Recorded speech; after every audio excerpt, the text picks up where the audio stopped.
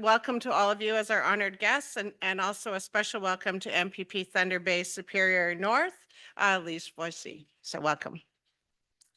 Lakehead University respectfully acknowledges that its campuses are located on the traditional lands of Indigenous peoples.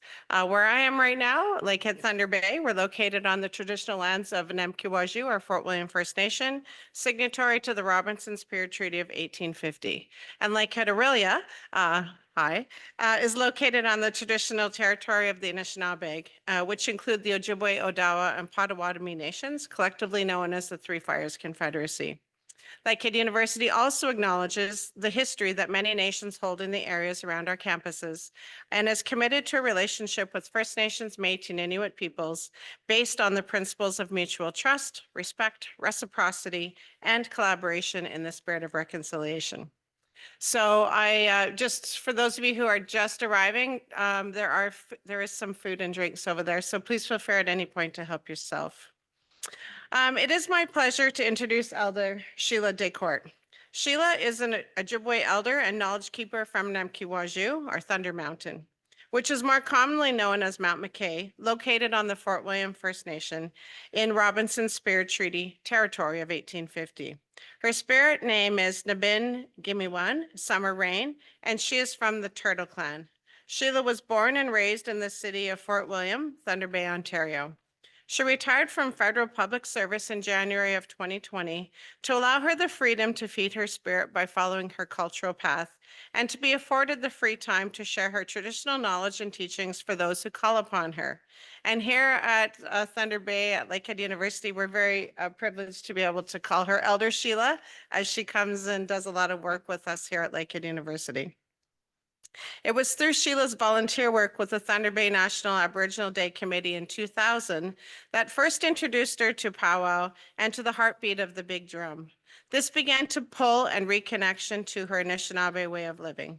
She entered the powwow circle in 2002 as a fancy shell dancer and has since transitioned to a woman's traditional dancer. She picked up her hand drum in 2014 and now leads the Sisters of Turtle Island Women's Drum Group, where songs, teachings, and knowledge are shared, as well as the sharing of the group's community initiatives, which support important Indigenous community events. Her Anishinaabe way of living continues to pull her into many cultural areas, which includes walking for water to bring healing and awareness on the importance of protecting the water. She and other water walkers are fulfilling their promise to the late grandmother water walker, Josephine Mandabin, to continue the work she has started for the water. Sheila shares awareness and teachings to support for the love of the rivers, water walks, and Thunder Bay. And Sheila also continues to build her relationship with the traditional medicines that she has learned about during her 4-year commitment studying under the guidance of Kathy Bird, medicine woman from Manitutu Lake Medicine Camp located in Peguis First Nation. So it is my deepest pleasure to welcome Elder Sheila. Welcome. Oh,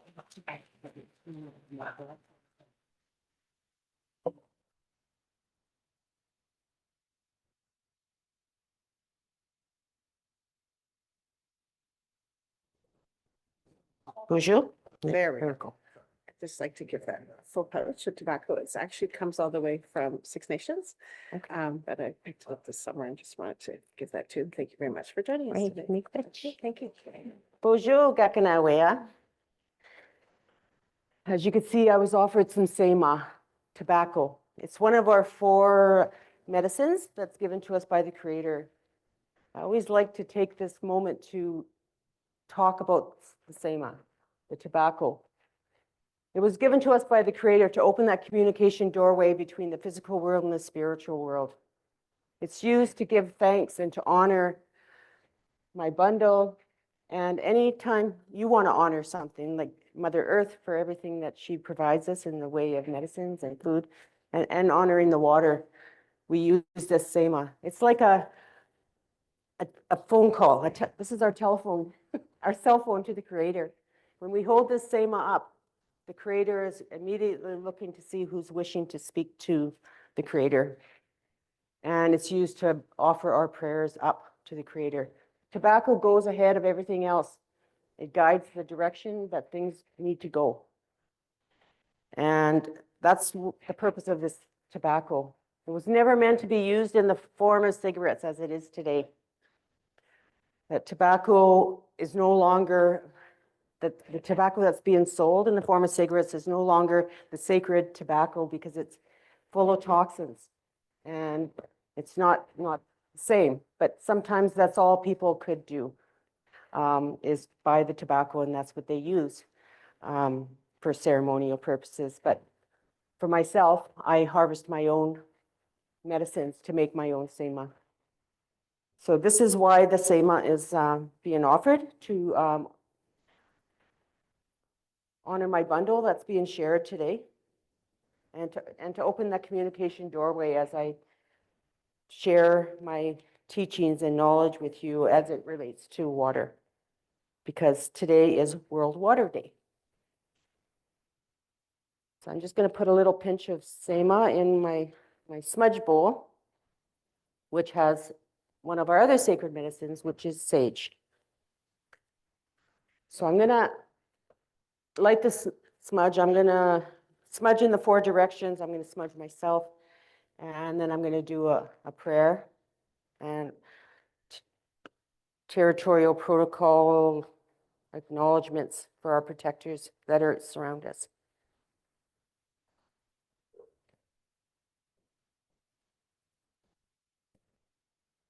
So when we smudge, it's like we're cleansing our hands, and we would bring the smudge up to our mouth so that we will speak kindly to one another and always speak the truth.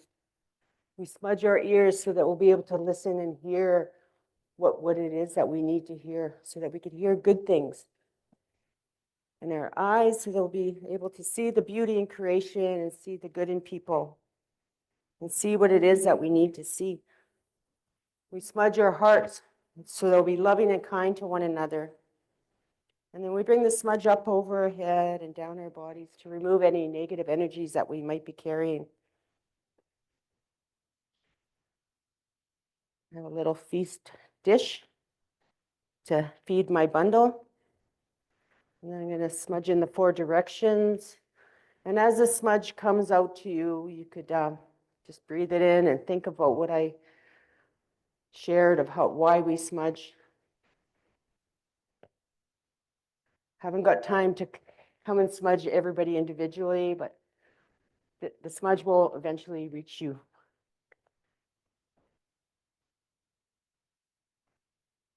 And I know there's people out there in virtual land, so bonjour. Smudge is coming out to you too. So bonjour, gakanawea. Hello, everyone. In addition to cause nibin gimme one, Benezi wazasu and emki wajun and doji, misquatazin and dodum. Now I'm gonna do my little prayer and acknowledgement. Bonjour, Gitchimanatu, Nokumasak Mishomasak, Gitchimanatu. In addition to cause nibin gimme one, Benezi wazasu and emki wajun and doji, misquatazin and dodum. Giga simoke megwich gamachkos. Megwich and emki waju. Megwich nanabiju and ishinabe gitchigami. Megwich gakana zibiug. Megwich wabano jawano nigabi wunong giwedinong. Megwich nokmiskizis mishomiskizis. Megwich nibi wabo, megwich nuden, megwich mitugug, megwich minopedazwin. Megwich mama akia sema mashkide wingwash kishkandag. Megwich zigwan, megwich nugam. Megwich minu yawin, mino sewin, mino deb sewin, mino biggie hausen. Megwich nungam. Oh, megwich. All right. So that was my territorial protocol and land acknowledgements, giving thanks to all our protectors that are around us, such as the Nemki Waju, Thunder Mountain, the Sleeping Giant. Gave thanks to the 4 directions and the Mother Earth for all that she provides in the way of the medicines, and water and the wind that gives us our life's breath and gives us life. Because without water, there would be no life. Without the trees and the winds, we wouldn't be able to breathe. So that also gives us life. So we need to remember that. So you could turn on my. Oh.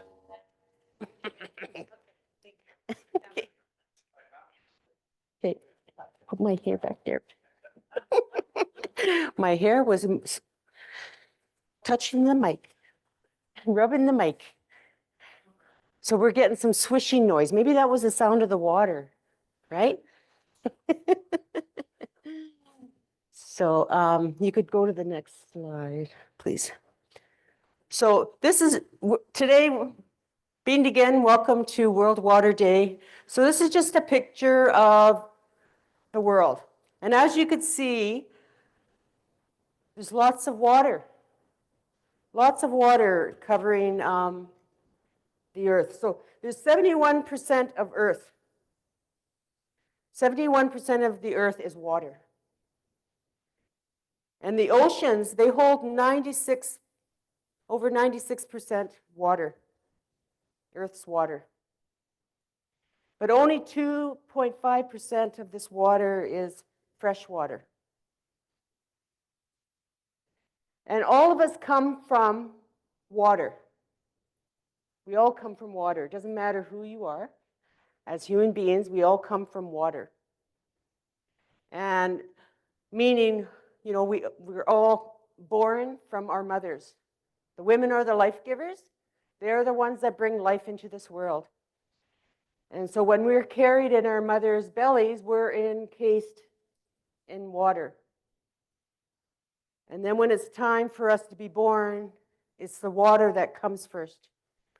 So that's why water is so important to care and protect this water. So the water comes first, and then we become born, right? So, and our bodies are made up of over 60% water. There's a few variables, but pretty much we're made of 60% water. So that tells me, and it should tell you, how important water is. And it's unfortunate that many people, the industries, they're not always thinking about the importance of water and how to protect that water.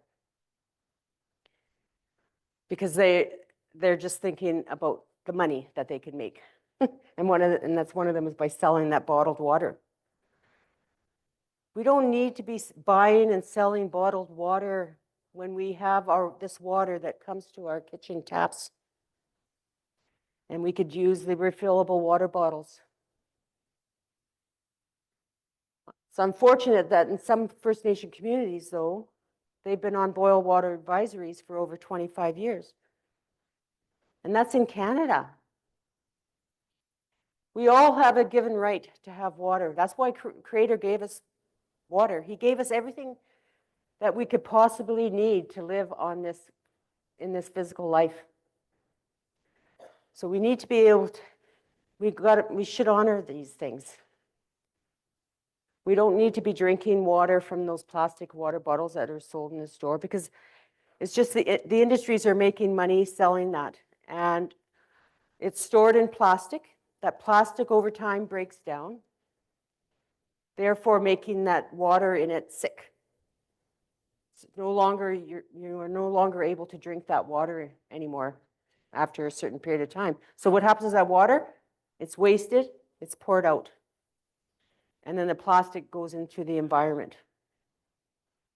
So if we could, you may not all become water walkers, but if you could do these little things and singing songs. So you could go to the next slide. So these are, it's Nokomis grandmother Josephine from Mandamin. She's the water walker. She's the grandmother water walker that walked around the 5 Great Lakes. And she is the one that this book is written about. And these are Anishinaabe names for the 5 Great Lakes. So Lake Superior is the largest freshwater lake in the world. The English name is Lake Superior, but we call it Anishinaabe Gitchigami. Gitchigami is the word that means big lake. So all the 5 Great Lakes are called big lakes. But they also have another name in front of them. But we'll just focus on the one here. Anishinaabe Gitchigami. Anishinaabe means the original peoples. So Lake Superior is named after the original peoples. Anishinaabe Gitchigami, it's the largest freshwater lake. Okay, you could go to the next slide. And in northern Ontario, you could see all that blue is sources of water, lakes, rivers, creeks. I just wanted to show you that little visual there. Okay. Next slide. Yeah. So I was called to the water as a water walker. As I introduce myself, my name is Summer Rain. We'll go back to the other one.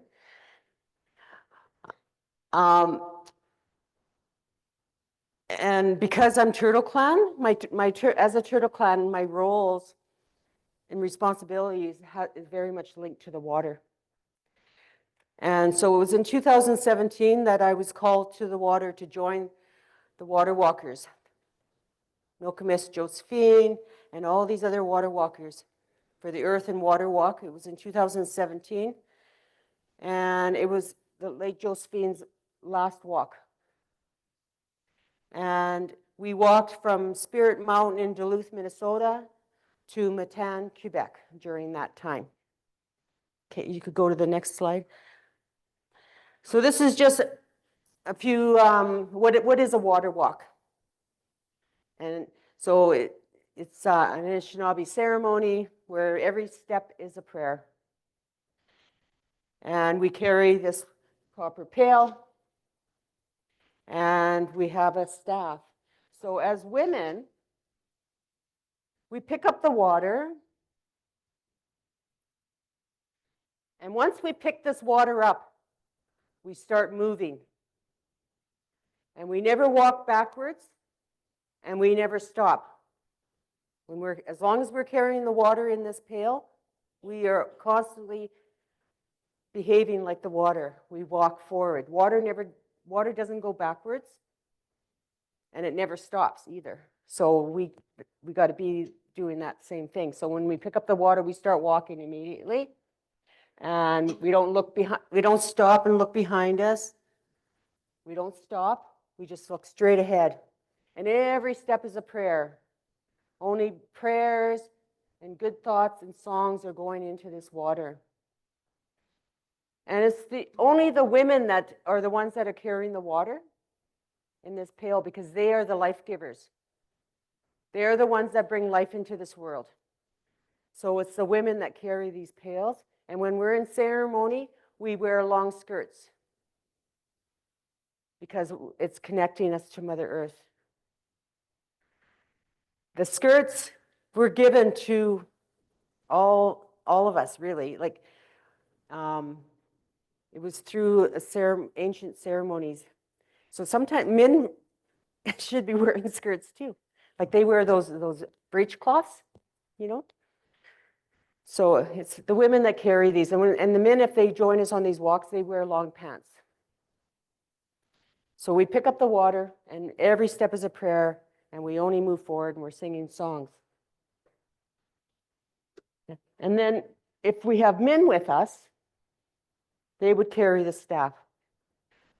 But I'm going to go a little bit more into that a little bit later. Usually I just speak from the heart and just talk, but I wanted to be able to share a little bit of visuals with you. So if you want to go to the next slide. So this is us walking for the water. It's kind of dark because when we started these walks, we would start walking before sunrise. And so sometimes it's very dark when we first start walking. And then sunrise to sunset. Go to the next slide. So this is during a touchdown. So at the end of the day, we're getting ready to stop. So we have a grandfather rock that would go down, and this is the time that staff would touch the stone. Everybody's offering sema first. The staff touches the stone, and then the water would have already done that. So the water goes first. Touch the stone, that's putting it to rest. And then the staff touches the stone, and then we cover the water in the pail, the staff in a red cloth, and we put it to sleep for the night. And then wherever it was that we stopped the day before, we go back to that starting point. Wherever it was that we ended the day before, that's where we start.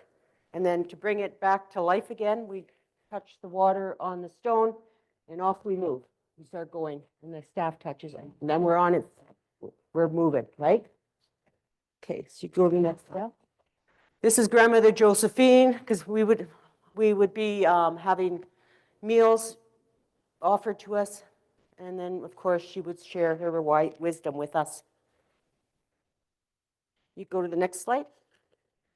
So this brings us to 2018. So this is after I joined the late Josephine and all the other water walkers. I came home and I was thinking that I'm done now. I guess I did my thing, but then that just only woke up the spirits around me and the river spirits. They started to connect with me and started to speak to me and said, you need to do something.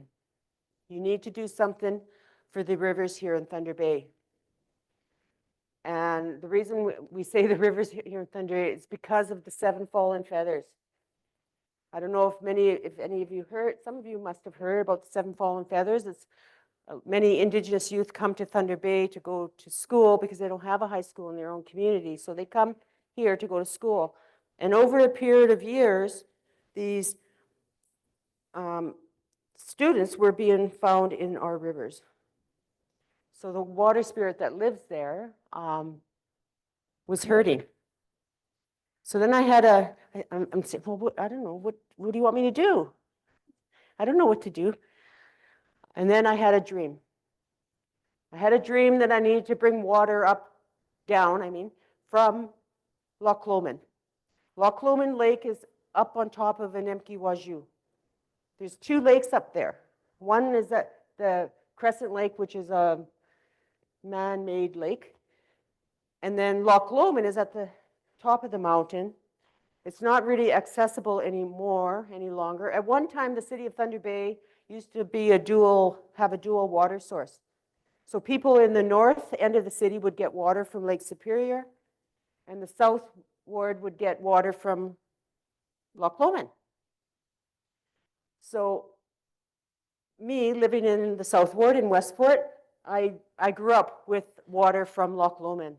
And I'm telling you, it was the best water, because it's a spring-fed lake. I would go to Port Arthur, and I'd have a drink of their water, which was from Lake Superior. That's, a little more treated. And I go, oh, something wrong with this water. And then the Port Arthur people would come and drink my water, and there's something wrong with your water, because it was what we were used to, right?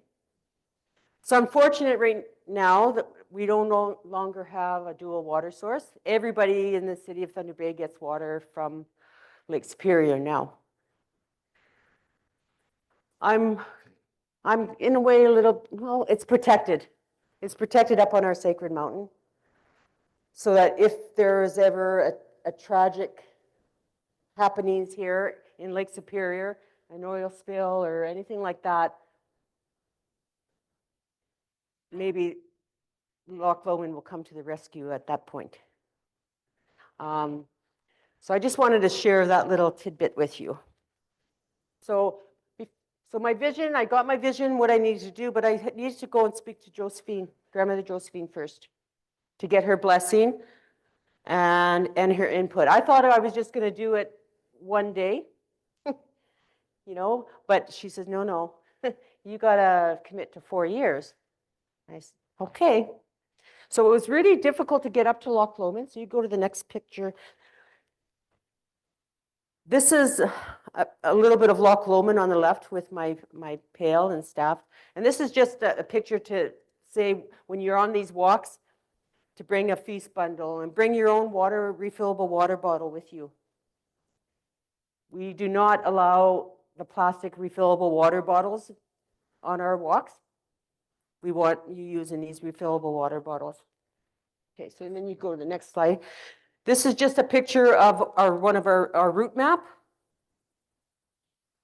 So these are things that we offer when we do these walks. We provide route maps and we provide brochures that speaks about the importance of the protocols and what a water walk is and what it isn't. Okay, you go to the next one. So this is Loch Lomond Lake. Many of you probably never ever seen it because, well, nowadays you can't even get up there unless you go up, walk up there, or you take a quad. But this is Loch Lomond in the early spring of 2018. It's quite beautiful up there. And this is us walking out early morning that day. Okay, you go to the next slide. And these are just a few pictures I want to show. So in 2018, the picture on the left is Grandmother Josephine's husband, Andrew Mandamin. So this is us walking out. Okay, go to the next slide. So that first year, we had a lot of water walkers that were walking with us.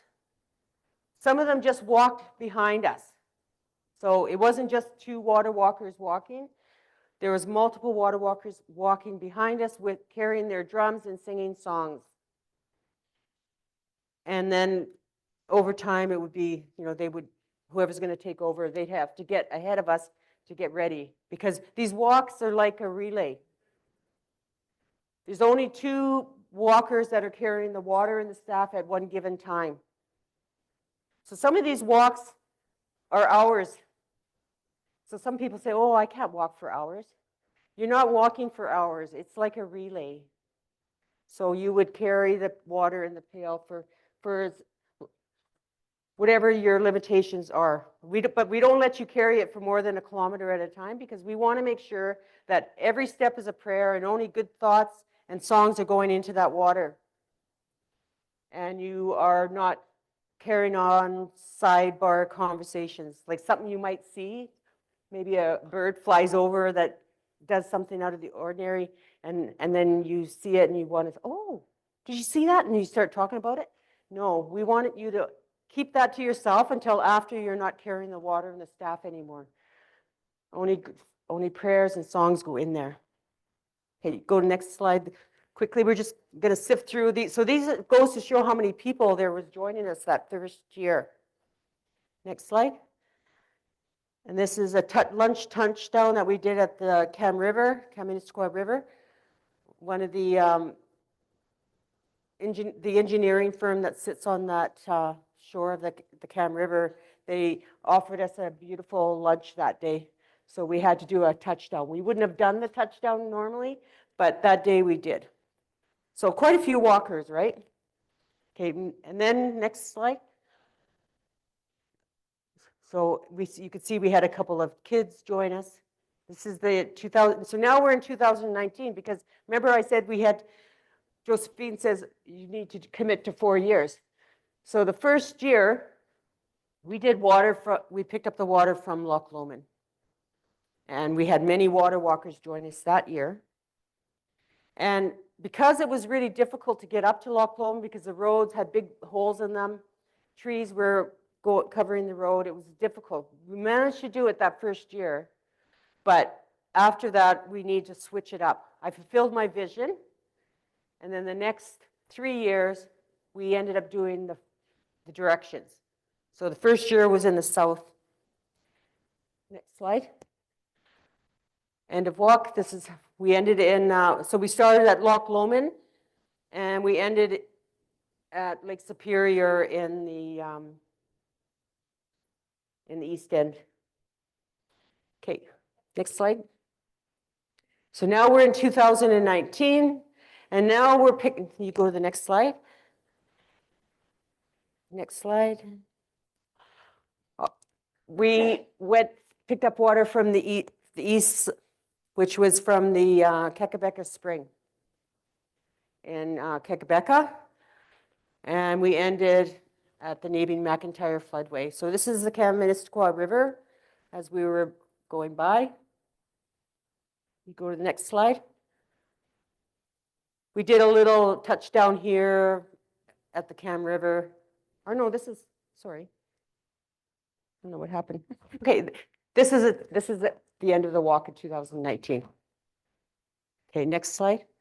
I just want to quickly, this is just the walkers are still walking, but here some people had offered us refreshments at the side of the road. Okay, you could just start clicking because I don't want to focus too much on this. It's just some pictures of the water walks. In the third year now, we're in COVID year, 2020. So now we had to tighten up our walks. We couldn't open it up to as many walkers as the previous years because of COVID. So we had minimal walkers and we had to practice the COVID protocols. So we picked up the water from Current River. So now we're picking up the water from the northern direction. Okay, you could go. This is just these are little ribbons that we tie on our vehicles so that people know what vehicles are part of the water walk. Okay, next slide. Some water walkers. Keep going. Click. This is Sharon Manitowabi. She's a long time water walker that was walking long before I became a water walker. And that's her grandson, or her son. And Sharon Manitowabi is actually going to be starting up a walk this year, walking around Lake Huron. Okay, you switch. This is one of our touchdowns at the Cam River again. Okay, keep going. This is us. This is at the end of a walk, and the water is now all the prayers that went into the water is now being poured back and added to the river or the lake. And so all those prayers are being poured back into the water here. Okay, you can flip. And then in 2021, we're still in COVID year, and now we picked up the water from Mackenzie River, and then we walked into the city. Okay, you could click. Keep on going. Go again. Go again. Just wanted to. So here, like we're in the city limits, eh? So now when we're in the city, go back one slide. We have to deal with a lot more traffic and traffic lights. So we have to be strategic when we know we want to have experienced water walkers, because the water walker is carrying the water. She's going to slow down right down to little baby steps. And then the staff carrier, because the staff carrier they have a role, and it's usually the men that carry the staff. They are the protectors of the water walker. So they carry the staff up in the air like this, and usually they walk beside the water walker or behind her. They never go in front of the water walker, with one exception. The only time they could go ahead of the water walker is when that water walker needs help to cross a road or a highway. Then he would go ahead of her at that time to hold this up so that traffic in the distance are going to see something's going on, something's crossing the road, you better start slowing down. And then he would tell the water walker, okay, come on, go. Because she can't look. She can't stop and look behind her. So she's taking baby steps because she knows, okay, that highway road's coming, we're going to have to cross soon, or we're in the city limits and we need to get that light to turn green. So we start taking those little baby steps. And then the staff carrier goes up ahead and hits the green light so that we're going to get a green light. And soon as that light turns green, that staff carrier is out there, and woman is coming and getting across the road. And this is one of the passes. You see 4 of us clumped there together because the 2 are going to be passing. There's 2 water walkers and at a time. And then it's passed to the other 2. It's like a relay. Okay, go to the next one. So keep flipping. It's just another little touchdown click. Okay, stop. So this, I want to show you this. Okay, this is a special honor song that was created by a couple of the water walkers and to honor the grandmother Josephine. So I want to show you this little video to honor our grandmother water walker.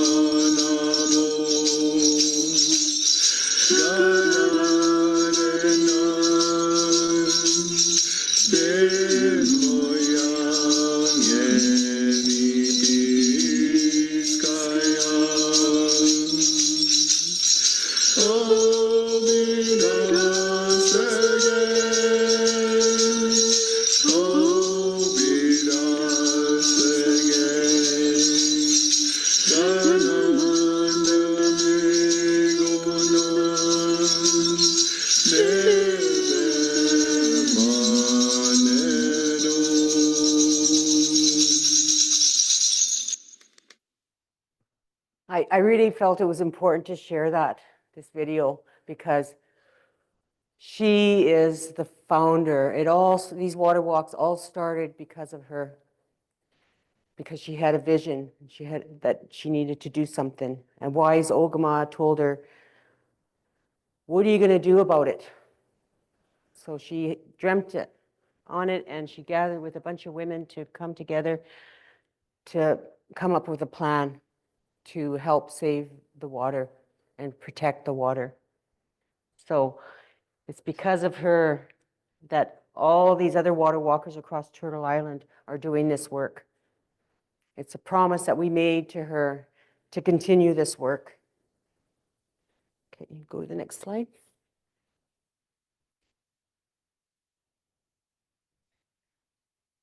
Next. Okay, you could skip that one, skip that one, skip that one. I'm going to be singing these songs myself, so you don't need to see these videos. Okay, skip. Okay, so now fast forward, we've completed our first 4-year commitment. And again, I thought, okay, maybe I'm done now. But no, I'm not done, because many of the water walkers all across Turtle Island have made a promise to our grandmother, Josephine, that we would continue her work, because it's important for future generations, for us to have safe drinking water. These ceremonies need to continue. We need to pass these down to the younger generation, because they're going to be the next water walkers. So there is some junior water walkers that started a few years back with St. Elizabeth's School. One of the teachers there had started up a water walk with his students. And there are junior water walkers. And it all came because the teacher, Mr. Cameron, happened to see Grandmother Josephine walking around Curtin River, or Boulevard Lake, I mean, walking around Boulevard Lake in the early spring. And he sees her walking with her pail and her staff. What is she doing? What is that lady doing, I wonder? And that's exactly what the grandmother Josephine and the other water walkers thought. We need to bring, because some people aren't paying attention. Just by looking at the water, they're not paying attention to the water's needs, just by looking at the water. So other attention needs to be brought to the water. And that's why the grandmothers all came together with their pails and their staffs, and they started walking, so that people started, oh, what are those grandmothers doing there, walking with their skirts, and they got these copper pails, these staffs. What are these women doing? They wondered. So then they would start asking, what are you doing? What are you doing over there?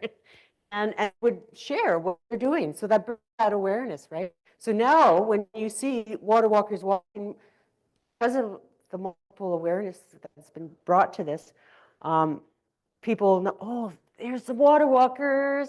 The water walkers are walking, right?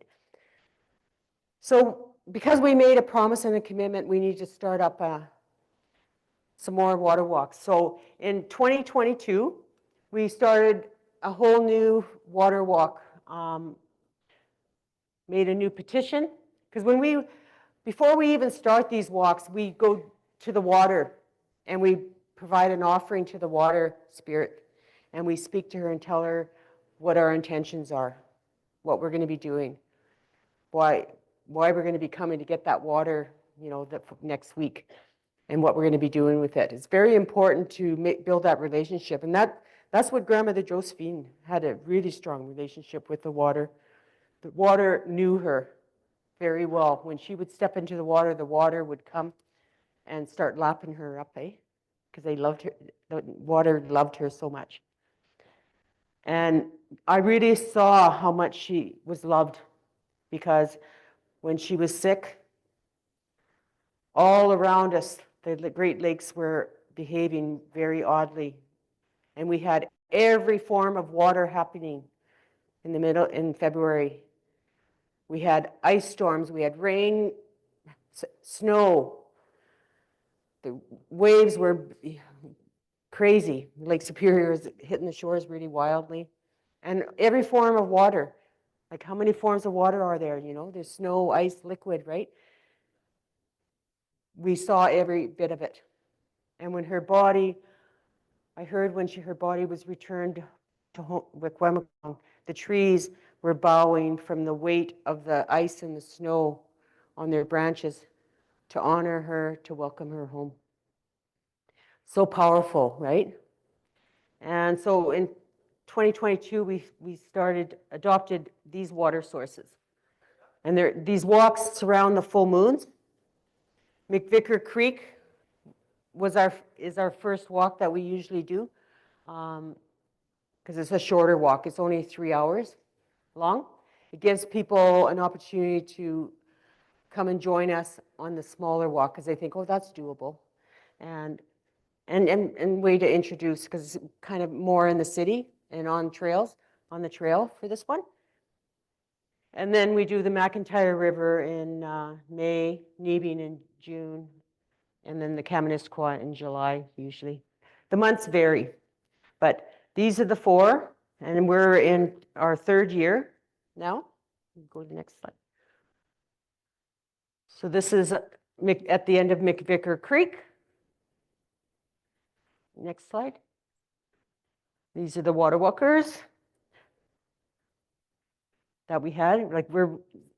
It's starting to grow back a little bit more, but because, like I said, COVID really affected these. And so we had 5 that time. Okay, go. Next slide. This is when we ended one of our other walks, and so we put the water back into Lake Superior. Okay, next slide. This is our Kaministiquia walk, which is over 2 days. And it's 16 hours in total, 8 hours each day. And we start at sunrise and from Silver Falls. Okay, next slide. And this is Sharon getting ready to pick up the water. So she first takes off her shoes and she goes into the water to do her offering and speak to the water spirit.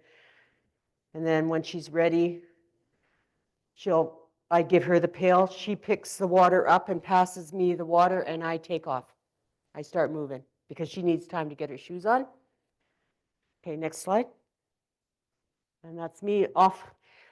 Because that early in the morning, sometimes we don't have enough walkers with us to start that first morning walk from the Kaministiquia. So to help save our legs and not get us too tired, we'll do take turns, just one person walking, carrying the water and the staff. And they just walk, and then as soon as they get to the point where they're tired, they're going to hold that staff up to let our vehicles that are following us to know, okay, I need someone out there to come and relieve me now. So a vehicle would go ahead and get in front, so that when they're coming, they need to be in front of me. So I'm getting tired and I want to get relieved now. So I hold up the staff really, really, really high, telling them, okay, come and relieve me. And then they'll drive by quickly and get down the road a little bit. And then they will wait there for me. And then I will walk, as soon as I walk up to them, I pass them this water first. Water's passed first, and then the staff. And then they go, and I hop into the back of the vehicle. So every step is a prayer, and it's done like a relay. And so some people say, oh, I don't know if I could walk for that long. I have limitations. You could still walk. Even if you're only going to walk from here to there, that's okay. You could do that. And then somebody will be there for you to pass it to. And then you could get back in the vehicle and have rest. So at the most that a water walker would walk for is 15 minutes maybe at a given time, at the most. Even if you're full of energy and you able to do it, then that's what you will do. And so we will pass it, right? So I can't believe how much time went by, but I do want to share a song before we wrap up. It's a water song, one of the water songs that we sing all the time when we're walking for the water. It's a water song that was shared by the woman by the name of Doreen Day. She was attending a water conference, and every day she would stop and offer tobacco to the water and just tell the water that she loves her and she respects her and she thanks her. And then on the second or third day, the grandson says, "Nokomis, don't you think the water would like it if you sang to her?" "Yes, grandson, you're right." So she came up with this tune. And then on the fourth or fifth day, the grandson says, "Nokomis, don't you think the water would like it if you sang it in the language?" And she says, "Yes, grandson, you're right." So she translated into our Anishinaabe-Moan language, and this is how the song is sung. And it's sung like a lullaby. We don't sing it with a drum or a rattle. And so I'm going to sing it to this water here in this copper jug. And then later on, I'll share this water with you all. Because copper has a lot of healing properties in there. It gives extra healing to the water. So the song goes like this. Nibe giza geiko gimigwe chowe nimigo gijawe nimigo Nibe giza geiko Gimigwe chowe nimigo Gijawe nimigo Nibe giza geiko Gimigwe chowe nimigo Gijawe nimigo Nibe giza geiko Gimigwe chowe nimigo Gijawe nimigo. And I want you to all repeat with me. Water, we love you. Okay, keep going right to the, this is something that we say when we're tired. Negash jig nebionji. We do it for the water. Okay, go, flip. Okay, these are the dates I wanted to share with you for the walks this year. We're not starting with McVicker Creek this year because we are also planning the Lake Huron Water Walk this year. We're walking around Lake Huron this year in July and August. So McVicker Creek will be done in September. McIntyre River, we're going to be walking on April 21st. Neebing River is Sunday, May 26th. And then the Kaministquoi River will be done on June 22nd and June 23rd. And if you could just go to that one last slide. And if you want to know more about our water walk, there's a Facebook group for the Love of the Rivers 2.0. That's the picture that's there. And that's where you could go. You could join that site. And that's where updates, regular updates are provided there. Our brochures, information brochures, and our route maps are all posted there for each walk. There's a different route map for each water source. So that's where you would go to find out more information and get regular updates. All right, miigwech. Miigwech, Elder Sheila. It is something just to hear all the work that goes into preparing year-round for these walks that are happening in our region, but also around Lake Huron this year. So if anyone's able to join at any point, we will post that up on our site so that you can have those details again, as well as the Facebook page so that you can follow that. And particularly for our friends in Aurelia, where Lake Huron is very close to where you are at this moment. So Elder Sheila Miigwech, And thank you so much for coming. She will be back for the conclusion of our time together.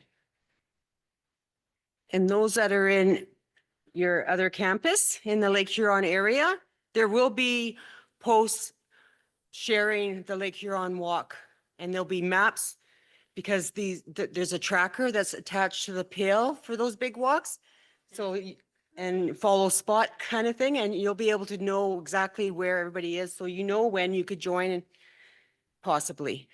So this will be coming down the pipes, but that walk isn't until July 21st. So, but probably early July or the end of June, you'll start seeing announcements of these walks. Miigwech. Thank you. Miigwech. We're going to, we have sort of a theme that's been running, and you'll, I think by the end of our morning, follow that theme along. But I would like to welcome our colleague, Dr. Juan Sanchez Martinez. Dr. Martinez was born in Bogota in the Colombian Andes. He coordinates the online multilingual anthology and exhibition Siwar Mayu, A River of Hummingbirds. He has published many books, including Uranio, or uranium, and I can't say the Japanese name for that, but it is a book written in 3 languages. And he will be sharing with us today part of that book as well, but also Altamar, which was awarded the National Prize in Colombia in 2016 at the University of Antioquia. Juan is an associate professor in the Department of Indigenous Learning at Lakehead University, and it is my great pleasure to welcome Dr. Martinez. Welcome, Juan. The book is there. I'll show you. Yeah, just in case. Yeah, hello everybody. We wish Elder Chila, and I'm really happy to share this space with also my students, Maya and Kathy and Glenda, and and thank you, Denise, for putting together this. Eh, all this conversation, like it made me remember when I met Elder Josephine 10 years ago in the Dashcan CB in southwestern Ontario. And we invited her for this celebration. It was so beautiful to visit the river with her and to be in her presence. And she is the inspiration to a lot of us, to do the work that we do. And in my case, when Josephine used to ask, like, what are you going to do? I used to think, well, I work with words. That's what I do. And I'm speaking today, with Ajo and and Jua in my mouth, because that's the way that we do it, when we want to share words that are precise and with respect. And so I come from the Andes, the Cordillera Oriental, in the highlands of Colombia, a place of water and lagoons. And what Elder Chila was sharing is also a tradition that we have in the Andes to run between the lagoons in the Paramo. And around Bacata or Bogota, there are many lagoons, including Ubaque, Teusacá, Guatavita, Siecha, Iguaque, all beautiful places where the water comes from the clouds, because that area, the Paramo, is the cloudy ecosystem, where fresh water is connected with the sky. And so I am honored to be here. I'm just visiting, and I feel so happy to be welcomed by the First Peoples of Anim Kiwayu, and Nana Busho. And the way how people say thank you in Bacata, in the Muskubun, is Fien Chinga Sie. That's how it is.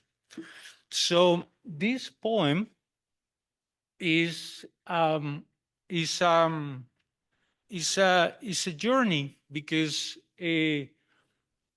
so I'm gonna read just the how it says the introduction.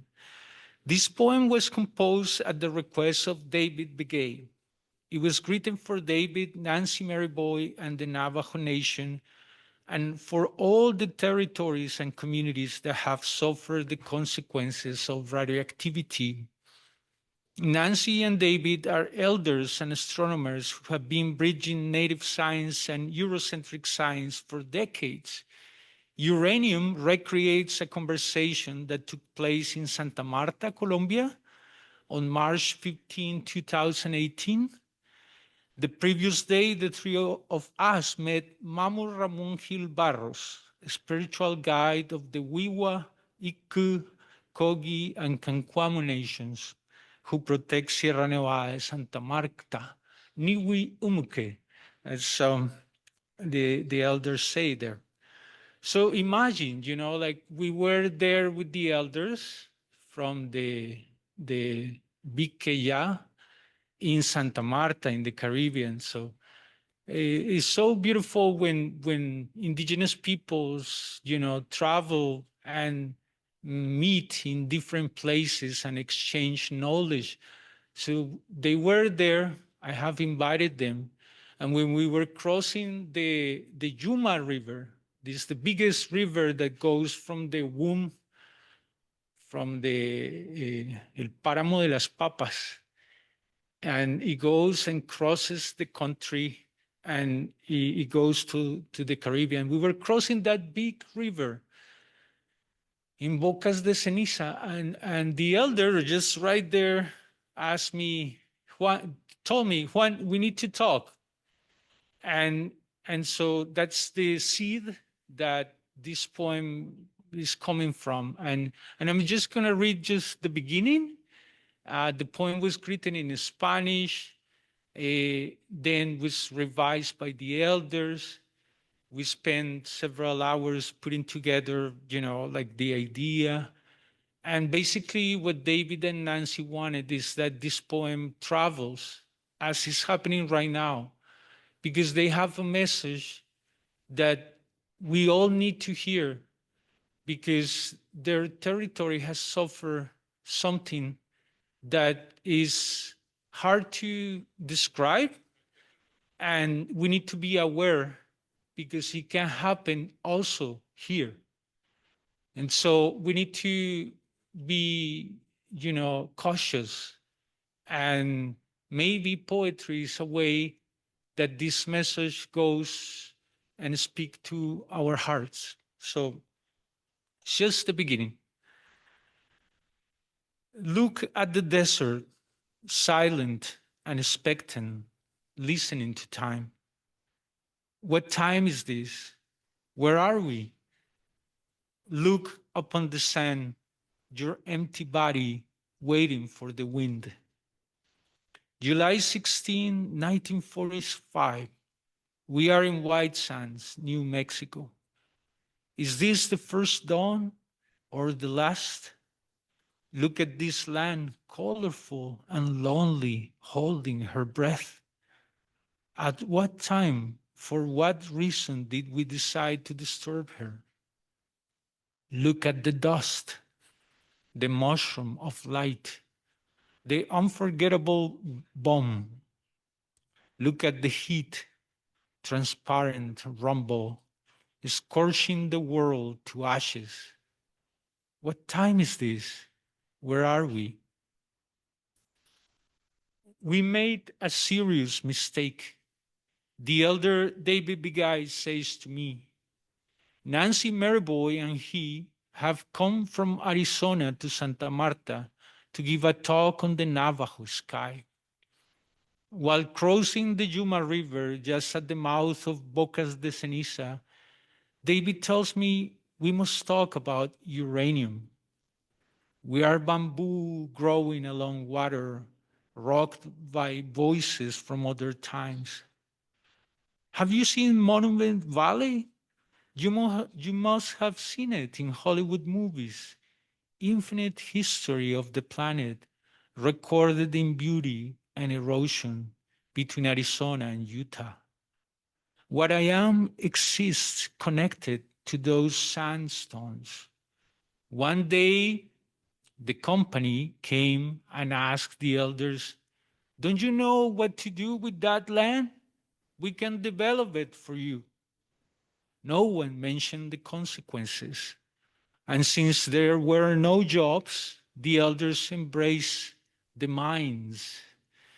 We are mangroves growing by water, rocked by the paramo and the breeze. Uranium is yellow and grayish, a toxic metal that originates in supernovas, 70% denser than lead.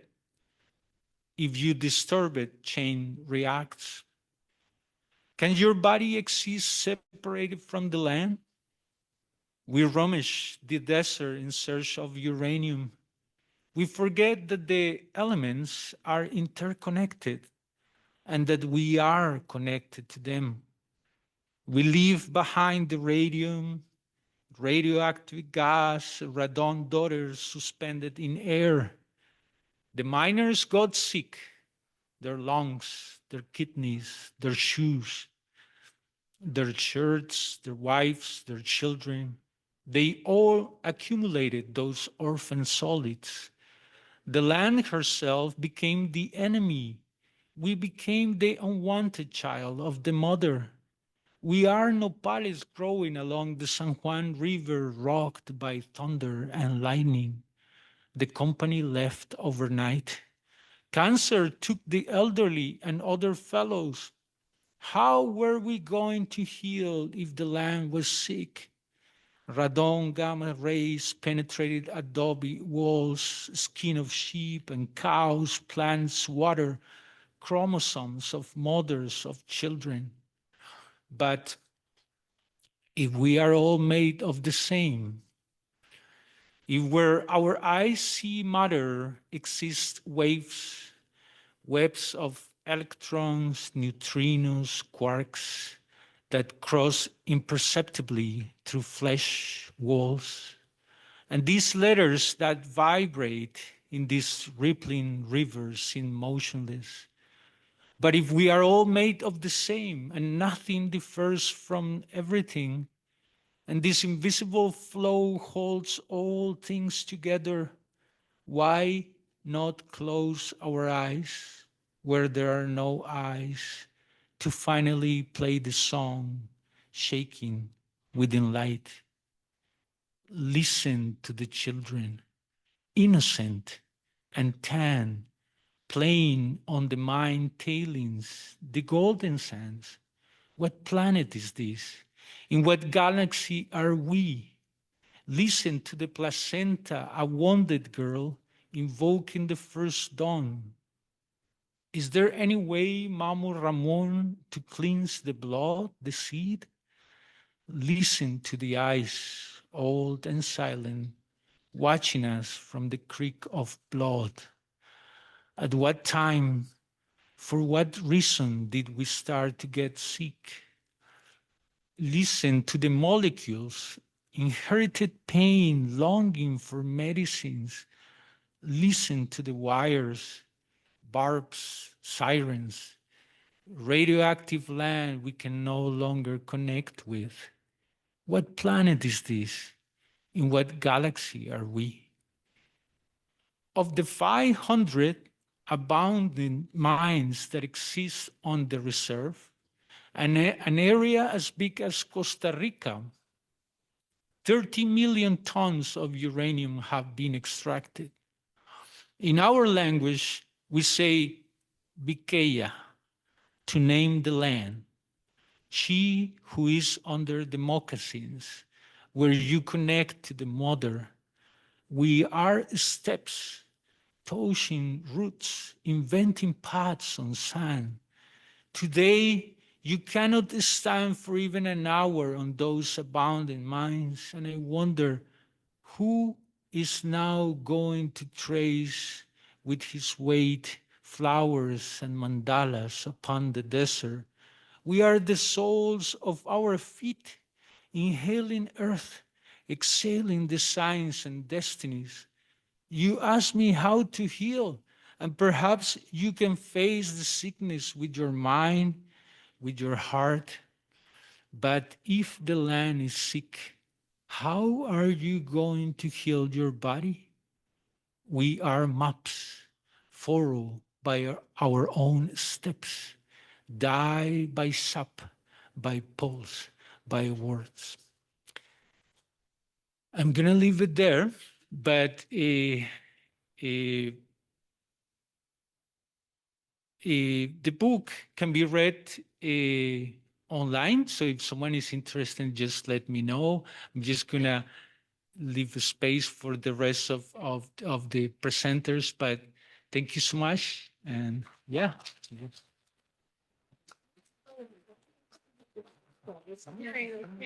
you. Have a little thank you gift for free. Thank you.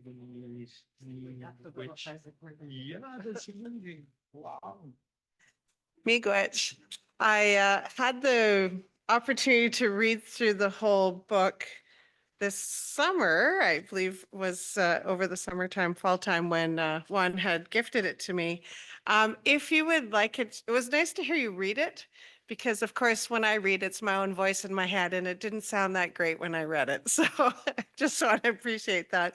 But we do have copies in the bookstore, so you can feel free to do that. And at the end, we actually have 6 copies to actually gift to people in the audience. So for those who are still here at the end, you have an opportunity to get your own copy.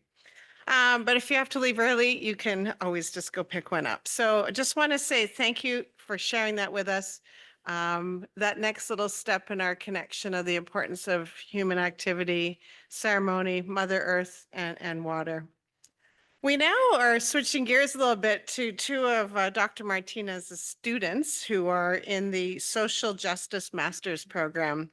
And so it's my pleasure to introduce these 2 graduate students, Maya Obersby and Katie Freeman. So welcome.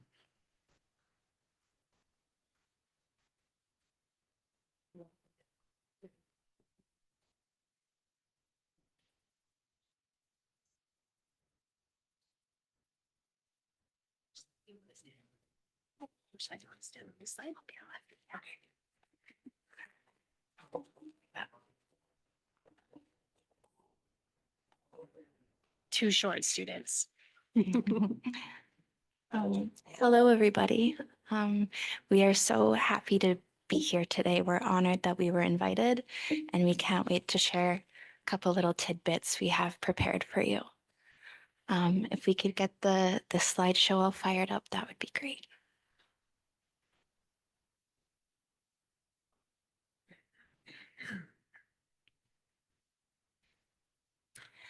To begin our presentation, we're just going to start with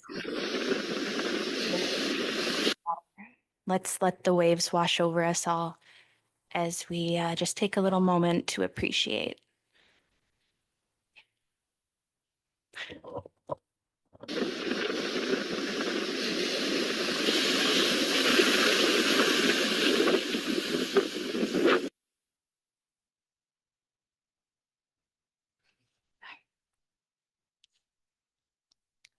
This is our beautiful landscape that we're here to honor and thank today as well. Next slide. I think we broke it almost. Okay, I'll try. Tanse, Maya Nisika-san, Dryden Nakina Tawakin, Oda Pamasiwaknia. Hi, my name is Maya. I'm from Dryden, Ontario, and I am Métis and of mixed European ancestry. And I am a very lucky student of Dr. Martinez and in the Masters of Social Justice program, although I don't think of myself as a master. Hi, I'm Katie Freeman. I am also in the Social Justice Master's program at Lakehead University. I've been a social worker for the last 20 years. Maya and I connected in this program, and I'm a settler to this land and honored to be living on this land every day and near the water. We're going to show a few pictures of mine and Maya's experience through our own eyes of water and this area that we've both grown up and lived in.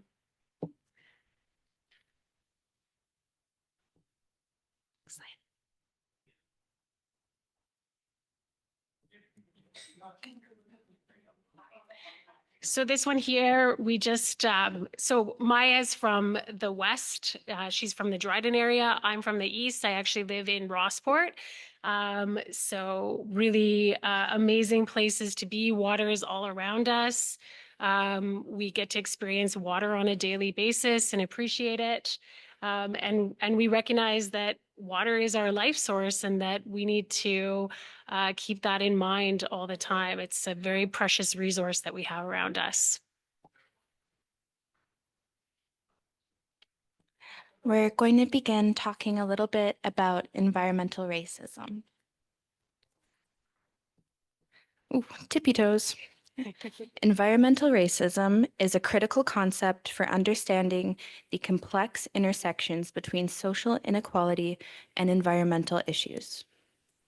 The concept of environmental racism highlights the intersectionality of environmental issues and social justice by pointing out that marginalized communities often bear a disproportionate burden of environmental externalities compared to benefits. It was first identified in the 80s in the USA when a Black community from Warren County, North Carolina, was chosen as the state's dumping ground for the PCB laced soil.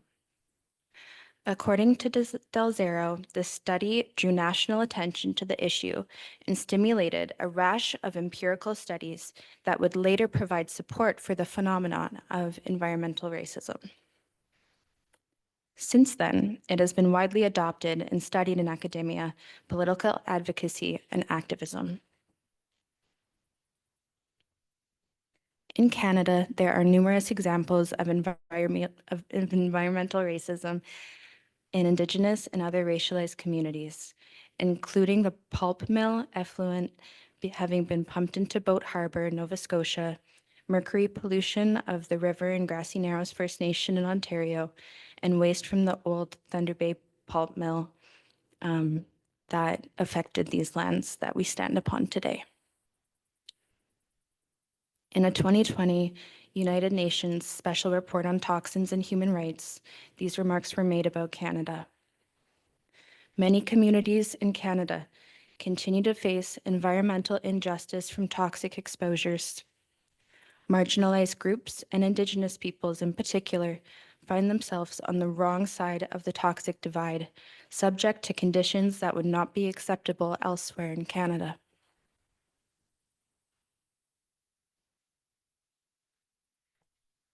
So as you've heard today, when we're considering water and the land here, there's a lot of pressure on Northern Ontario to allow industry, to promote industry. And I think that because it's so vast and there seems to be so much water, there seems to be so much land, there can be this idea that it's endless. And so as a result, people can have an idea that they don't have to take as good of care of it. So I've been around for a while now here.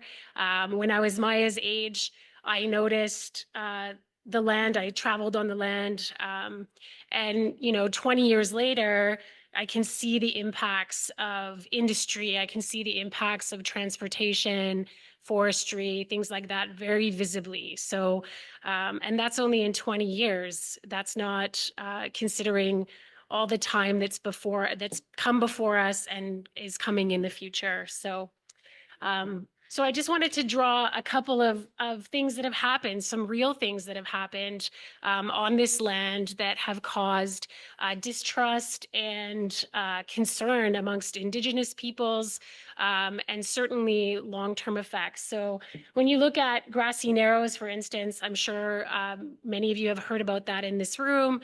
The Dryden Chemical Company was downloading tons of mercury into the Wabigoon River, which in turn destroyed a thriving commercial fishing business for the Grassy Narrows First Nations community. And as a result, they've dealt with years of health issues and struggles with the government to have this addressed and heard. So Grassy Narrows is an amazing community. It's resilient. It's at the forefront of many resistance efforts to logging and other extractivist industries. So they definitely are still here and strong. But that's an impact that was felt here. Elliott Lake is another one. So uranium contamination in Elliott Lake. Many miners died from the uranium powder that was in the air, causing lung cancer and all sorts of issues. So, and that's near Serpent River First Nation. And that community was also resistant to this type of mining and really pushed back during that time to say that, this was hurting the land.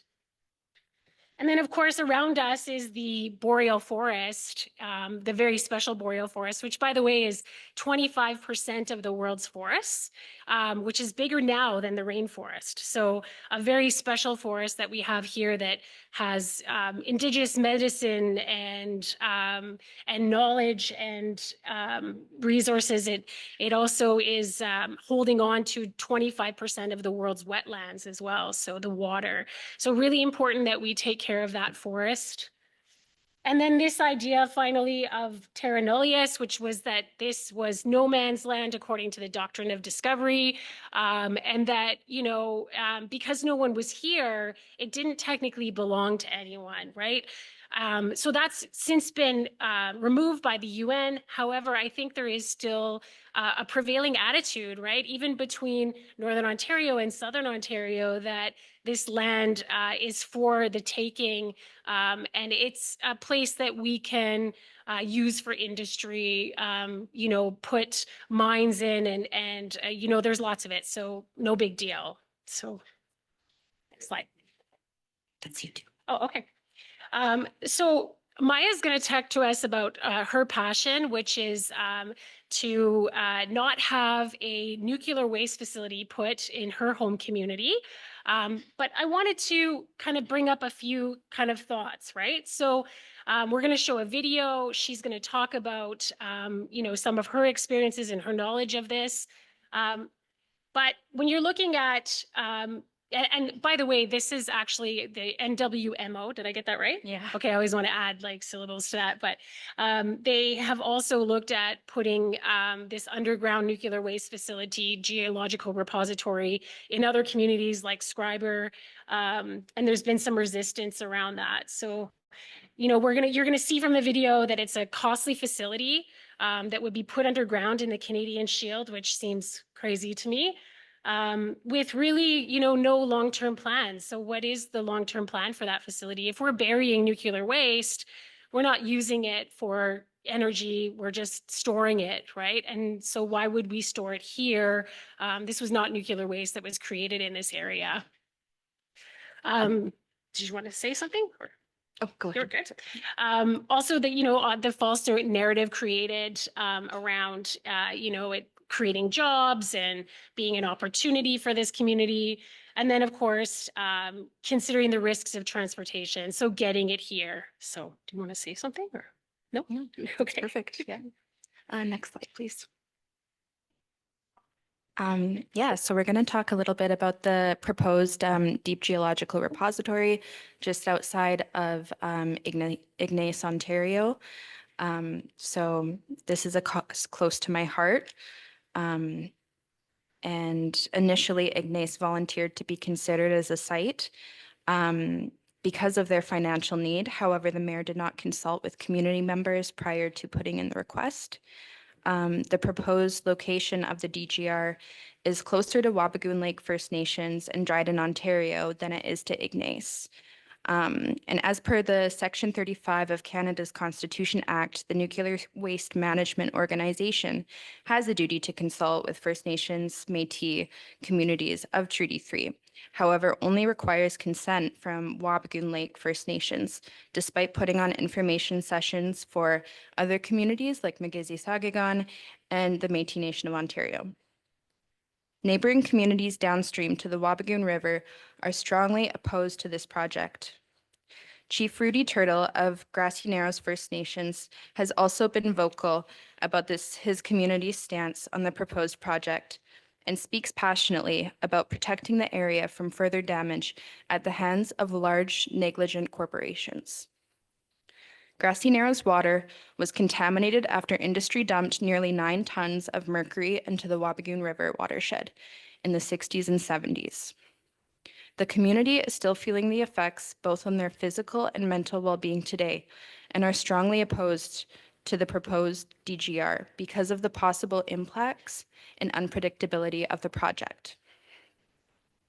The United Nations Declaration of Rights of Indigenous People, Article 29, clearly states that no storage or disposal of hazardous materials shall take place on the lands or territories of Indigenous peoples without their free, prior, and informed consent.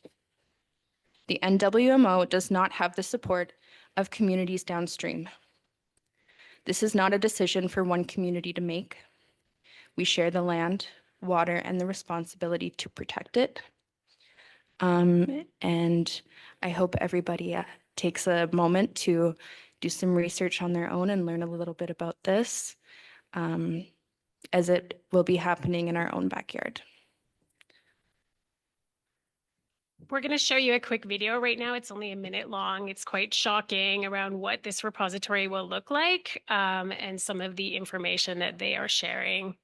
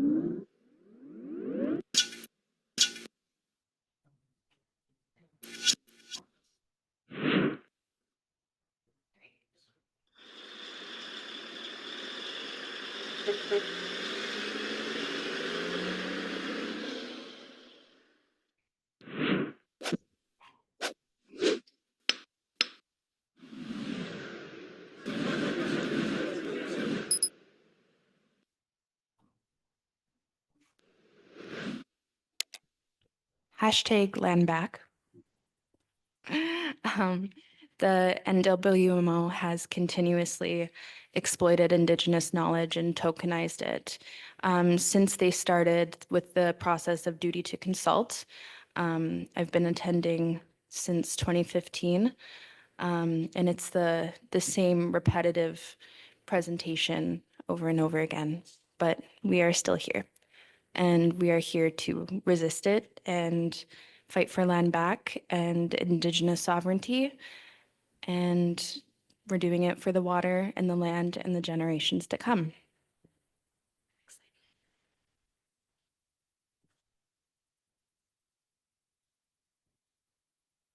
This is a very beautiful place that we live. We want to encourage people to consider protecting it, supporting Indigenous communities and their right to their land, and considering projects like this. Is this the kind of projects that we want to support in Northern Ontario, or do we want to support more sustainable type businesses with long-term visions in mind and our future generations? Thank you. Miigwech Maisi.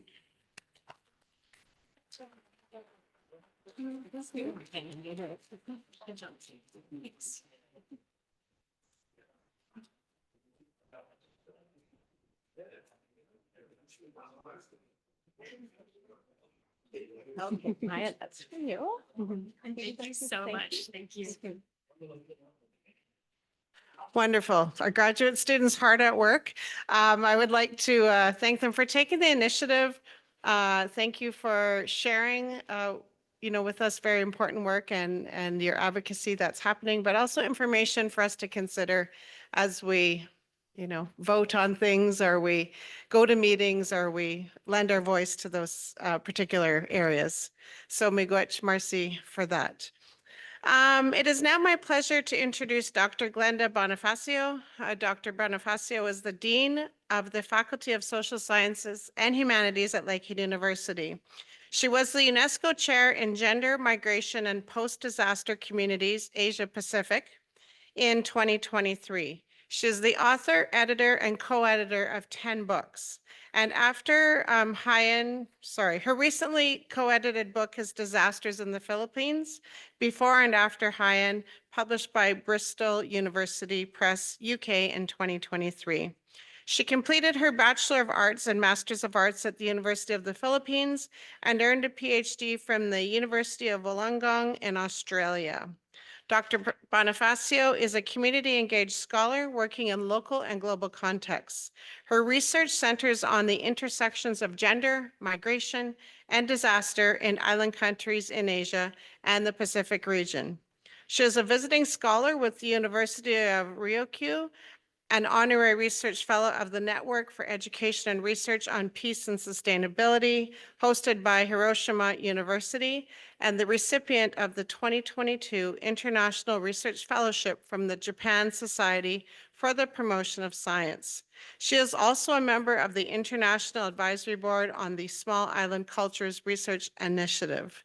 So quite happy when she decided to join, and Dr. Martinez, they both have just joined Lakehead within the last year. So we're thrilled to have them both as part of our faculty here. So welcome, Dr. Bonifacio.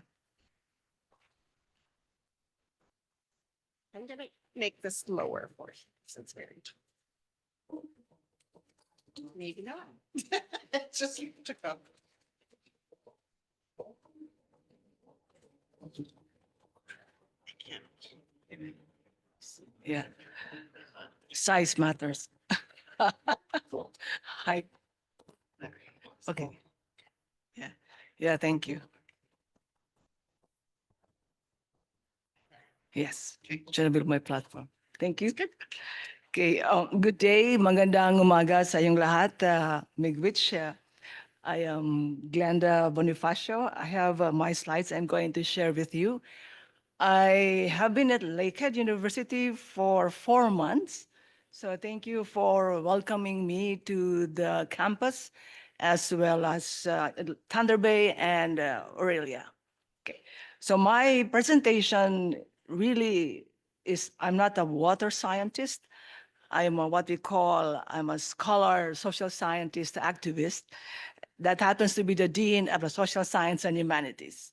My work centers on migration, gender, and post-disaster island communities, particularly in the Philippines and lately in Japan. I was born in the Philippines. This is an archipelago surrounded by the Pacific Ocean in the east, South China Sea in the west, the Sulu and Celebes Sea in the south, and the Bashni Channel in the north.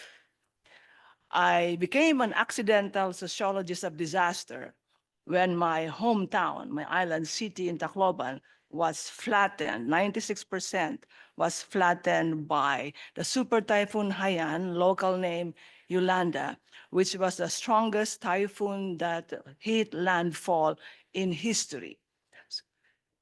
As a Filipino and surrounded by waters from lakes to rivers, Lake Superior feels home.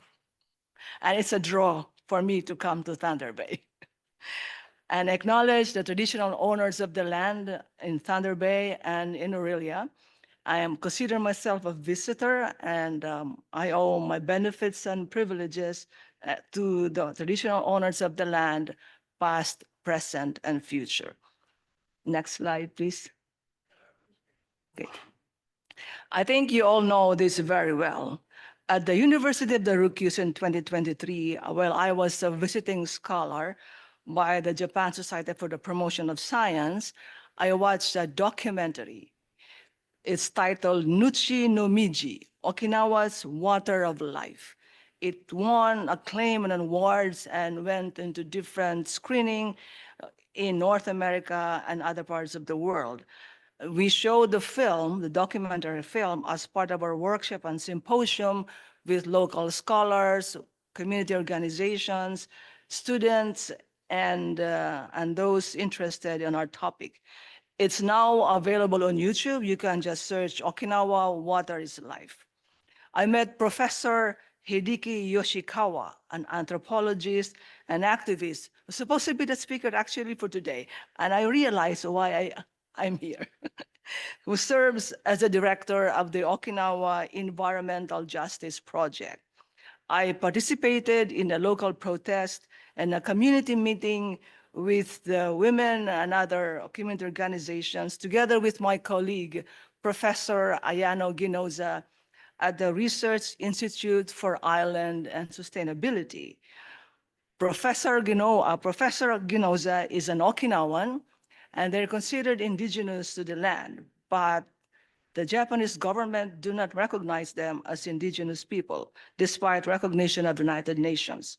We found synergy in our work, where I focused on state dynamics, migration, and disaster, and Professor Ginoza works on environmental militarism. So I bring with me here today the unheard voices in the West, in Canada, in North America, what's happening, what's connecting our lives here to the people in the Asia Pacific.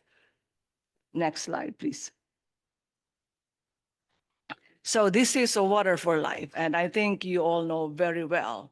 And perhaps as I speak, 20 children would die of water-related diseases. So we know this from our education and practice about the benefits, the importance of life. Water is life, really.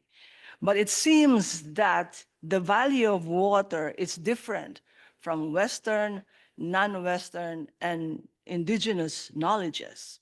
Water has no boundaries, and people are connected to it knowingly and unknowingly. Hence, we must think of water as a global issue. Next slide, please. Water is a common good, as mentioned by other speakers, and I'm very glad that our social justice students have also stepped up and actually had their young voices heard. Traditionally, water is owned by the commons for the benefit of all. Our histories has evolved into radical appropriation of territories by imperialism, colonialism, and capitalism, which gives rise to different access to consumption patterns and the supply and access to the water. So here, you see that the water is gold.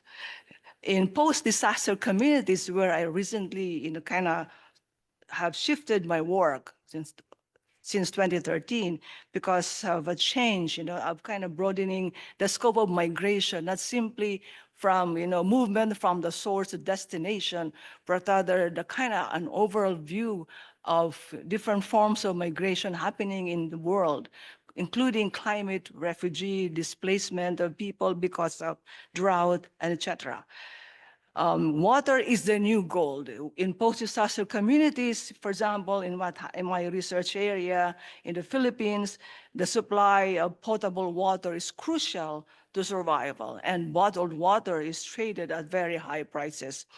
And in terms of disaster preparedness, supply of bottled water is a priority and runs out in few seconds in different shelves. Now, those with disposable income would readily be able to buy bottled water. The rest are not, to be able to stock up supplies. Before, during, and after disasters, the inequities in life are magnified. And I don't have to kind of deal this out. In many communities in Africa, like in the picture here, we have a prepaid water meter system as a norm. Just imagine what would happen with your prepaid water when you're taking a shower. My students in Canada uh, cannot believe that this is possible. Okay, next slide, please. So I'm trying to draw connections between our lives, our habits here, to different people in areas of the world. So we have Lake Naivasha. Lake Naivasha, and many of you taking up women and gender studies and other courses in social science and humanities have perhaps taken this as one of the case studies. So Lake Naivasha is a concrete example that's an impact to our lives, connecting Western habits and practices. So Lake Naivasha in Kenya is surrounded by flower farms. Those flower farms are multinational corporations, and the flowers are directly flown to Europe. So you got, fresh cut flowers, roses for birthday, roses for weddings, a carnation, mixed flowers from these parts of the world. And then, the largest of that source comes from Kenya. Now, Naivasha Basin accounts for 40% of the fresh cut flower exports, and roses comprise 70%. If you see from the slide, which I'm very grateful from different sources, and they're all kind of connected there, indicated there. The flowers at Lake Naivasha, these different flower farms, they receive more liters of water than an average Kenyan. So a flower farm versus a person needing the water to survive. Next slide, please. So this is something that's a part, of a kind of world transforming into sustainability and access and ensuring the supply of water, sanitation is really highly gendered. Okay, the intersectionalities of gender with water, access, control, and use is highly gendered, but we do not see it as in that kind of relationships. So in terms of class, origin, patriarchy, you have, women burden, women, girls, and also indigenous communities particularly. These different layers of vulnerabilities coming in terms of water. Just imagine, all the statistics are there, okay? And including people or belonging to the LGBTQ plus communities in terms of collecting water, particularly in drought-speaking areas. So I think one of the slides shows that by next year, third of our population will be living in water-stressed areas. So perhaps that kind of feeling will not be more so felt because we have, for example, Lake Superior, which is the largest freshwater source in the world. Okay, I was born in the island of Leyte. Next slide, please. So this is, I'm surrounded by picturesque beaches in a tropical climate. I used to walk straight to the beach for free. Now, the beaches have been surrounded by private resorts, so you have to pay to get access to the resource areas. So highly privatized to cater to tourism, to tourists, displacing people's access to the ones beaches. Next slide, please. So as I mentioned earlier, and with Denise office, thank you so much for the invitation. This is my latest co-edited book with my grad student, Roxana Epi at the University of Lethbridge before I came here.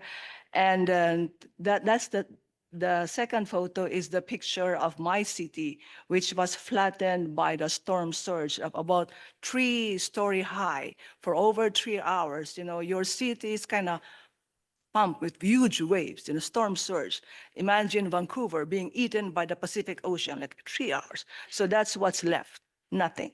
So you can see, but perhaps a church that's standing there, but our house disappeared. All flat. And I was here in Canada. So it was one of those that kind of looks into what's happening in different areas in the world where disasters, it's a common area, but not really much given attention in the West. So even the numbers of people who died with the storm surge, was contested because of politics. So officially, there were over 6,000 people who died, but unofficially, because of the distribution of the body bags, there were over 10,000 people who died from the storm surge in 2013 by Super Typhoon Haiyan or local name Yolanda. There were mass graves too, because evacuation centers collapsed with the magnitude, the strength of the storm surge. Many people who would have actually been saved have the scientific community were able to use the local knowledge to actually warn the people of the impending disaster. Next slide, please. So in disasters, before, during, and after disasters, you have high vulnerabilities in terms of gender, race, class, and other forms of intersections. And this one really clearly sets to mind women and children are 14 times more likely to have this. Next slide, please. Now, the science of climate change has really been pushed forward and kind of mainstream, okay? Asia Pacific islands are most vulnerable to the impact of global climate change. However, the push for integrating gender plus in local national policies appears dismal, okay? Misconceptions about gender remain binary focus without intersectional lens by and large, and the climate science is dominated by male masculinist values, and the activism, environmental protection, social justice, gender justice, racial justice are dominated by women, youth, and indigenous communities. Can you see the kind of polarity between where we're going? Okay, so next slide, please. So this kind of nexus between gender, the intersections and connections between gender-based, you have gender-based violence, you have disasters, the environment really comes forward. This is a discussion by the organizations, civil society organizations of people working in silos. Science and policies tend to work in silos with no connections to whatever so far in terms of a radical push for that. And in Asia Pacific region, they have explored many ways in which gender-based violence are fueled by climate change. Next slide, please.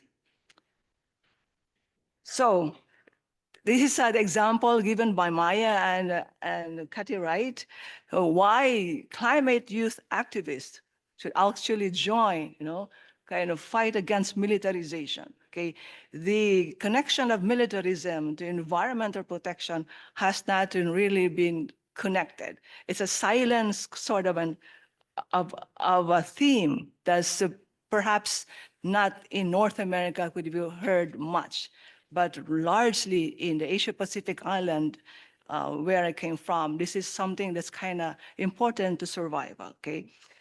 So we are all activists. We are all activists in the sense that we like to transform societies and communities and institutions. And then our change doesn't happen, in an instant. I am here, and we are here today following a so-called dot, relationships to where we are now. So we are part of that in terms of making transformation in society. So that choice in making a difference, either individually or as a group, it's a choice that many take, but in many areas in my area in the Pacific, the island communities, it is the only choice, okay, to kind of find a way to make it stronger. As I said, I'm a scholar activist, and the beauty of doing feminist research is the doing. It's not simply the research per se, but rather connecting with our students, with the public and others to kind of make it known. Next slide, please. So the Philippines is the first colony of the United States and reported to be, and the US military is the biggest polluter in the world. Next slide, please. I'm running time. So you have the militarism and environmental crisis, the connections of the military that have not been addressed, if not ignored. So no more talk for me because of what's going on now here. Next slide, please. We go to the US military. And the geopolitics have made the Philippines and other Asia-Pacific islands central to security and heightened militarization, which worsens the climate crisis. And very few scholars, up to now, tend to address the connections between gender, militarism, peace, and the environment. Next, please. Next slide, please.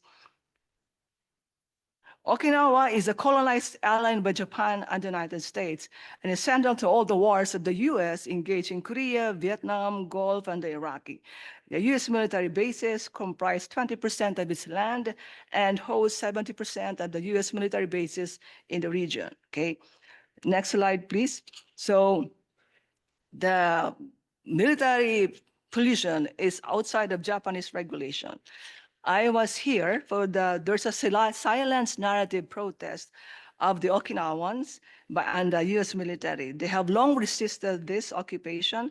And then the book that was released by John Mitchell on Poisoning the Pacific, the US military secret dumping of plutonium, chemical weapons, and Agent Orange using archival data presented as an unknown legacy of contaminating the Pacific region. Next slide, please.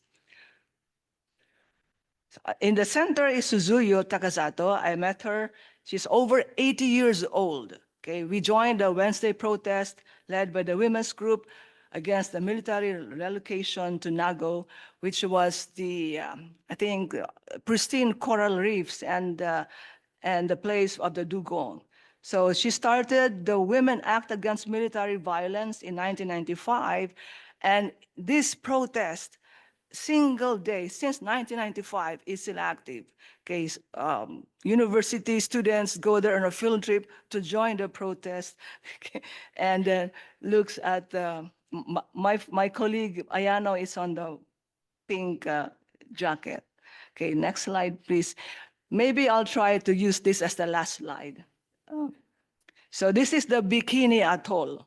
According to Teresa Tewa in 1994, the bomb and the bikini, which will be fashionable in the next few months, reminds us of the militarist and tourist notions that shape a particular historical moment in the West and continue to shape contemporary Pacific Islands. At their inception, the bomb and the bikini reflected a supreme ambivalence in Western thought, the valorization of women as nature, the abomination of nature manifested by military and scientific technology, where they did over 23 nuclear testings in the Bikini Atoll, and racial difference and the feminization of domestication of military technology. So can we go to the last slide? I think the last slide would be good. So this is a feminist solidarity solution, an alternative solution to feminist peace building. And before Greta, we have Petra Kelly, who actually founded the first Green Party over 30 years ago and made a worldwide movement against anti-nuclear proliferation in the world. And then it's really something that we could go through. Maybe the last one? Before this, okay.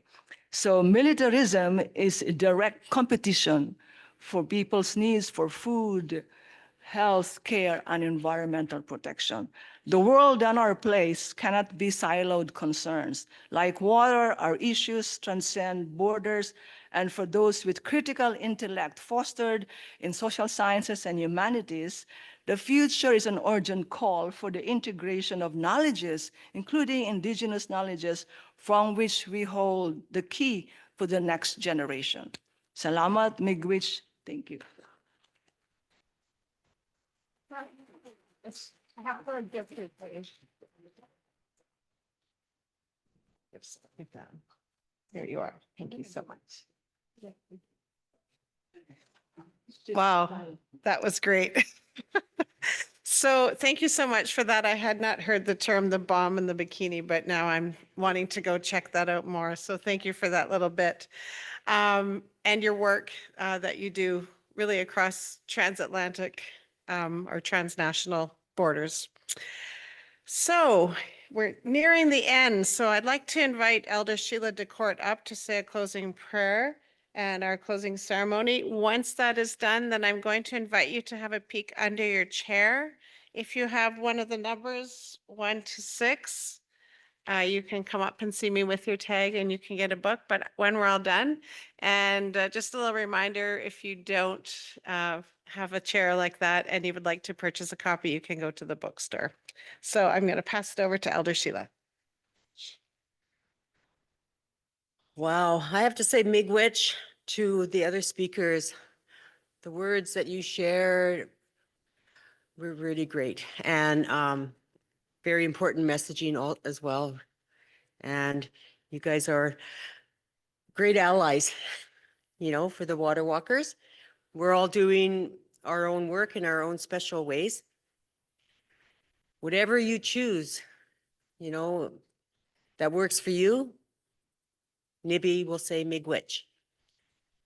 So that was going to be my question to you. What are you going to do? What can you do for water? And I hope to enjoy your visit one day with us on a water walk. Maybe you'll come and join us and walk with us for the water.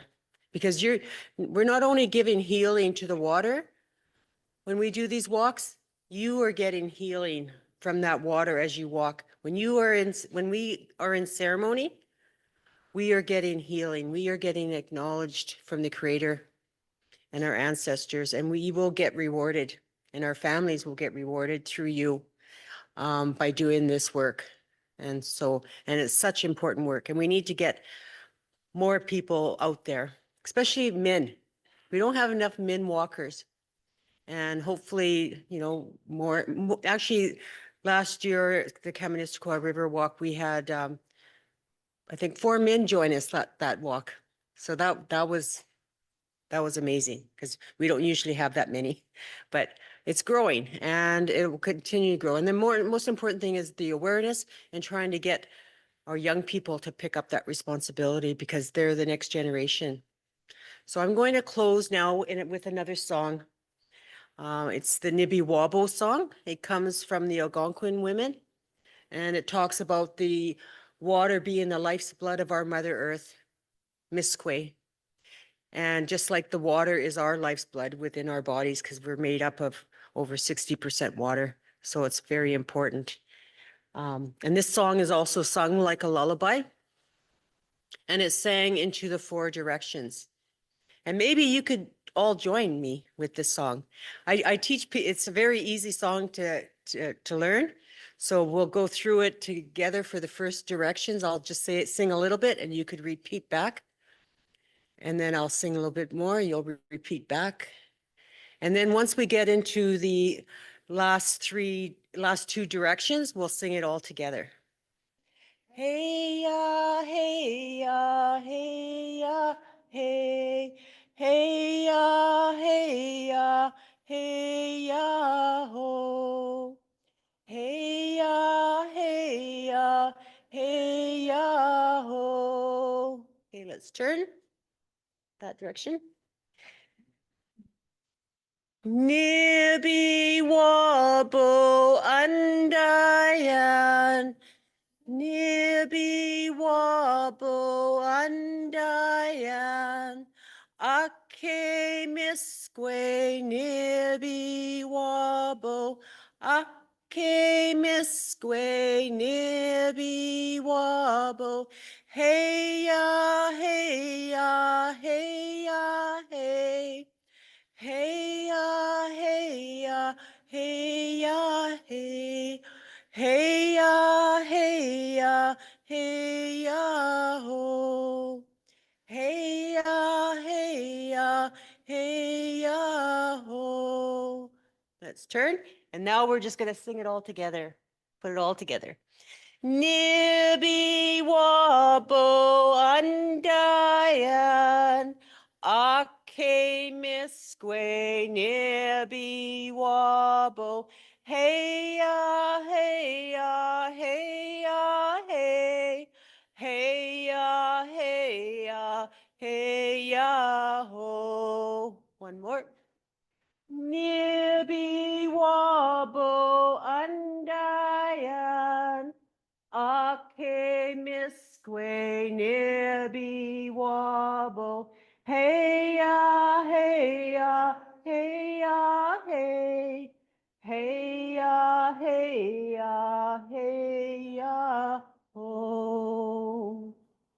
So this is just one of many water songs that are out there that you could learn. You can find them on YouTube, learn them. So even if you don't become a water walker to come and sing these songs on the water walk, you could sing these songs when you're by a lake or a river, or even while you're in the shower. Sing these songs, and that water spirit is going to feel that love and those good energies. And when that water leaves your home from the shower, it's going to work its way, and it's eventually going to get back into Anishinaabe Gitchigami. And the water spirit's going to say, oh, feel all that love from all of you. So Miigwech, so I want you to take home and think about what can you do to help water. Do some research, how important water is, and decide what it is that you could do to help water, because water has a way of healing itself, because it is a living entity. There was a petition that went around to declare water as a person, and would give that water spirit rights. And I believe that was passed in the House of Commons. So you could search that out. And that came from some of the water walkers that walked with the grandmother Josephine, this petition. It started with them, and it's been shared numerous times. So just do some little research, and then pick what it is that you could do, that you could make a commitment to help water. Because remember, water is life. And without water, there would be no life. Right. So miigwech, miigwech, miigwech. Just like to again thank everyone for joining us today, and for those online and those in Aurelia. Pleasure to have you with us. Those in Thunder Bay, once you're finished with your water, if you would have a look under your chair, let me know if you have one of the numbers, and if you do, please come up and we will give to your book. So miigwech, thank you everybody, and have a wonderful weekend.